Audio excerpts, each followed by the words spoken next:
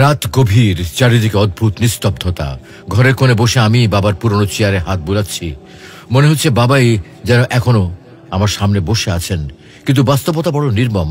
বাবা কিন্তু মারা গেছেন অনেক আগেই। যে মানুষটা আমাকে প্রথমে হাঁটতে শিখিয়েছিল, আজ আমি তার স্মৃতির ভারে বসে আছি।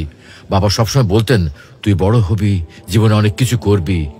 কিন্তু এখন আমি যত বড়ই হই না কেন, বাবার স্নেহ ভরা হাত আমার মাথার উপরে নেই। বাবা ছিলেন পরিবারের ছায়া। নিজের চাহিদাগুলো দমিয়ে আমাদের জন্য দিন রাত পরিশ্রম করতেন। বাবা বরাবরই পুরনো জুতো পরে অফিসে যেতেন। রাতে ক্ষুধার কথা লুকিয়ে বলতেন, আমি খেয়েছি, তুই খেয়ে নে বাবা। এমন মানুষ কিভাবে চলে যায় চিরতরে? আজ বাবার কবরের পাশে বসে মনে হলো, আমরা কত কিছু বাবাকে বলার সুযোগ হারিয়ে ফেলি। কষ্ট হলো বলতে পারি না, বাবা আমি তোমাকে বড্ড বেশি ভালোবাসি। বাবার কষ্ট বোঝার সময়টুকু আমাদের কাছে থাকে না। আর যখন বোঝার চেষ্টা করি, তখন বাবা আর থাকে না। বাবা হাতছাড়া হয়। এখন বুঝি, বাবা শুধু একজন মানুষ নয়, তিনি ছিলেন আমাদের জীবনটাকে সুন্দর করে তোলার জন্য প্রেরণা।